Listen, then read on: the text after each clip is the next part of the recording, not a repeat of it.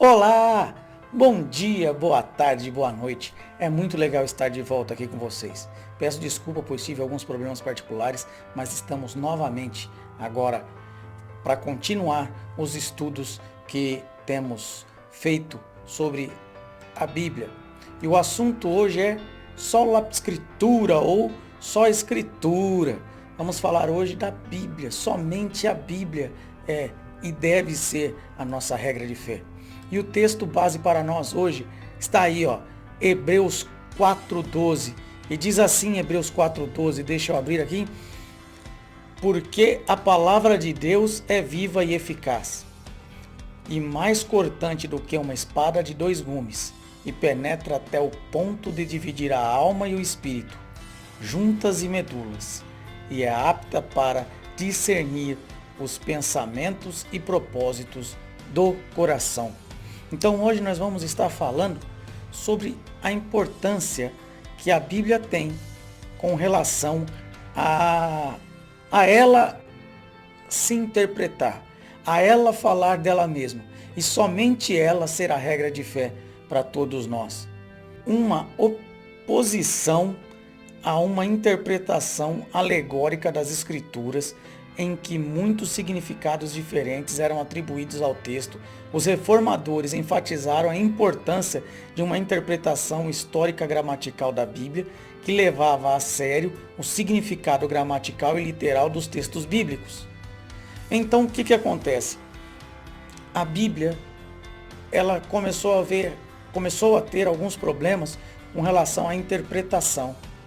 Pessoas estavam interpretando ela do jeito que queriam e não estavam levando em conta a interpretação realmente do que a Bíblia queria dizer. Aquilo que ela queria dizer naquele determinado momento, naquele determinado texto. Então, os reformadores fizeram o quê? Eles falaram o seguinte: somente a Bíblia deve ser a regra de fé. Ela deve interpretar-se a si mesma. E aí começou toda a reforma protestante, porque o que acontece? Naquele período papal, que antecedeu a reforma protestante, a palavra dos padres, do Papa, era o que valia. Não aquilo que estava nas Escrituras, não aquilo que estava na Bíblia. Então estava começando a haver contradição com o que estava escrito na Bíblia, com a palavra dos homens. Então os líderes da Reforma Protestante, Martinho Lutero e tantos outros disseram: não, é somente a Escritura que vale. Vamos ver o que está escrito na Bíblia e vamos nos valer apenas do que está escrito na Bíblia.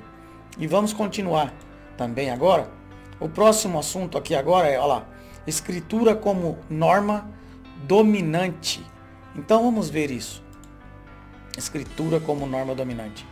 O princípio da sola Escritura tinha a intenção de proteger a autoridade das Escrituras e a dependência da igreja de sua interpretação. E ele, melhor dizendo, descartava a possibilidade de que o padrão das interpretações viesse de fora da Bíblia. Então o que acontece? Foi o que eu disse antes. Havia um remanejo daquilo que estava escrito na Bíblia para que favorecesse a determinadas pessoas. Então eu lia a Bíblia e interpretava ela da minha maneira para que as pessoas fizessem aquilo que me interessava. No caso lá dos padres, que eram uma autoridade naquele período.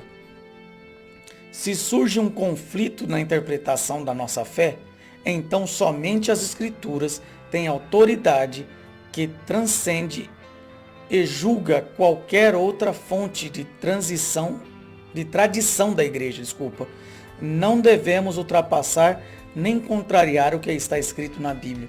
Então, as normas, as regras, tradições, como já vimos em alguns vídeos anteriores, as tradições, elas não podem suplantar aquilo que está escrito na Bíblia. Então, a Bíblia, ela deve ser utilizada para entender-se a si mesma. Ela deve ser utilizada para interpretar-se a si mesma. Não podemos utilizar a Bíblia a nosso bel prazer. Outro assunto agora aqui, a unidade das Escrituras. O que é isso? A própria Bíblia afirma que toda a Escritura é inspirada por Deus, segundo a Timóteo 3,16, e que nenhuma profecia da Escritura provém de particular elucidação, ou seja, a pessoa não interpreta ela do jeito que quer. Deus orienta e faz com que as pessoas interpretem a Bíblia da melhor maneira possível. E que homens santos falaram por parte de Deus, movidos pelo Espírito Santo. Eu não vou abrir a Bíblia aqui agora e interpretar ela da maneira que eu quero. Eu tenho que ler a Bíblia, entender o seu contexto, para que eu possa interpretá-la da maneira correta. Jesus e os escritores da Bíblia reconheceram a unidade das Escrituras, que está fundamentada na origem divina delas. Os escritores da Bíblia consideravam as Escrituras um todo coerente, inseparável, no qual os principais temas são desenvolvidos. Não há discordância entre Antigo Testamento e Novo Testamento. Então, a Bíblia é um todo. O Novo Testamento, ele veio para cumprir o Antigo Testamento ou o Velho Testamento. Entende?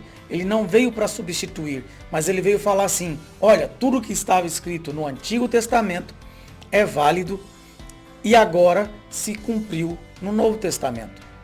Entendeu? As profecias do Antigo Testamento, as coisas que estavam escritas no Antigo Testamento, elas testemunhavam de Jesus Cristo.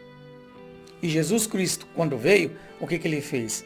Ele cumpriu aquilo que estava escrito no Antigo Testamento. O Antigo Testamento é expandido no Novo, que fundamenta o Antigo. Sendo assim, os dois testamentos têm uma relação recíproca, na qual ambos esclarecem um ao outro. Então a Bíblia, ela é um todo. Não podemos descartar o Antigo, não podemos descartar o Novo, mas devemos lê-la num todo, e para que possamos entender o Novo é necessário ler o Antigo. Para que possamos ver que o Antigo realmente é verdadeiro, precisamos ir até o Novo para ver as profecias do Antigo se cumprindo. Entende como é que funciona? Vamos seguir então. Qualquer apelo em favor dos princípios das Escrituras somente tem pouco sentido se o texto da Bíblia não for claro em seu significado. Então, precisa ter uma interpretação correta. Se ela não for entendida corretamente, ou for entendida do jeito que eu quero, não do jeito que deve ser entendida, percebe? Ela não tem valor nenhum. Precisamos entender o que a Bíblia quer dizer, o que ela quer nos falar. Não é o que eu quero entender da Bíblia, mas sim o que ela quer falar para mim, entende? O exemplo uniforme dos escritores da Bíblia mostram que a escritura deve ser tomada em seu sentido literal, a menos que se trate, obviamente, de uma linguagem figurada. O que é isso? A Bíblia deve ser entendida literalmente. Quando ela é figurada, por exemplo, em Apocalipse ou em Daniel, que são livros proféticos, principalmente nos livros proféticos da Bíblia, ali Daniel, Ezequiel, Zacarias, ou então Apocalipse, que o que acontece? Há muitos símbolos. Por exemplo, o Apocalipse fala de uma mulher que tem a lua debaixo dos pés. Você já viu uma mulher com a lua debaixo dos pés? Os animais em Daniel, não existem essas coisas, são figuradas. Elas têm um sentido, elas têm uma explicação. Mas para você entender, é necessário que você leia o contexto da Bíblia. Leia ela inteira e se aplique também, principalmente das profecias, em contextos históricos de coisas que aconteceram pela história, para que você possa reconhecer que aquilo que está na Bíblia é verdadeiro. Há uma verdade definida, pretendida pelos escritores bíblicos, em vez de múltiplos significados ou subjetivos e incontrolados do contexto bíblico. Ou seja, a Bíblia é muito clara no que ela quer dizer. Se um diz uma coisa, outro diz outra, outro diz outra, outro diz outra, está errado. Por quê? Porque Deus não é o Deus de bagunça, Ele é um Deus de ordem. E aquilo que Ele sempre falou, se a gente pegar no Antigo Testamento, ou mesmo as coisas que aconteceram no Novo Testamento, Jesus disse que é sim, sim, não, não. Não tem várias interpretações da Bíblia, existe apenas uma. E é essa que devemos seguir. E para entender, é necessário que estudemos a Bíblia em todo o seu contexto. Pegando tudo sobre um determinado assunto e estudando. Não dando ouvidos a pessoas, mas sim vendo o que Deus está dizendo na Bíblia. As Escrituras interpretam as Escrituras. Vamos ver o que nós temos aqui: a beleza de deixar a Escritura interpretar a si mesma é que elas esclarecem ainda mais o seu significado. Além do contexto imediato, antes e após a passagem sobre a investigação, devemos considerar o contexto do livro no qual a passagem se encontra. Então nós devemos, além de pensar nos textos que vêm antes e depois do texto que estamos estudando, também devemos entender o contexto histórico. É o livro de Isaías. Vamos entender o contexto histórico do livro de Isaías. É o livro de Daniel. Vamos estudar o contexto histórico do livro de Daniel. Entende? Para que nós possamos entender por que ele falou aquilo. O que ele quis dizer com aquilo. Quem era Nabucodonosor para Daniel. Qual o contexto da Babilônia. Quando ela surgiu, quando não. Entende? Todas essas coisas devem ser estudadas e entendidas para que possamos compreender aquilo que a Bíblia está dizendo. Sola Escritura. Finalizando esse vídeo, o que eu quero deixar para vocês é que nós devemos ler outros livros, sim, de outros autores. Nós devemos ler, pesquisar em outras fontes para poder entender melhor a Bíblia, claro. Alguns textos mais difíceis de entendimento, né? A base da Bíblia, a sua teologia, aquilo que é necessário para a nossa salvação, é fácil de entender. Mas outros estudos mais aprofundados, como a própria profecia, nós devemos buscar entendimento de outras pessoas. Mas essas pessoas que nós devemos buscar entendimento, devemos ver se tudo aquilo que elas falam está baseado na Bíblia ou se está baseado no seu achômetro, se está baseado naquilo que elas pensam, não naquilo que Deus deixou para que nós lêssemos ou para que nós aprendêssemos. Então precisamos tomar muito cuidado quando lemos livros de outros autores interpretando a Bíblia ou falando sobre a Bíblia. Pesquise, veja se o autor, quando fala, ele fala realmente baseado na Bíblia. Veja se aquilo que ele fala, os textos bíblicos que ele utiliza, tem coerência. Leia os textos bíblicos, não fique só naquilo que ele está falando. Quando vocês verem eu falando, pesquisem, vejam se o texto que eu estou falando faz sentido. Se eu não estou misturando textos para tornar favorável aquilo que eu estou dizendo. Ou se você não quiser ler nenhum outro livro, não tem problema.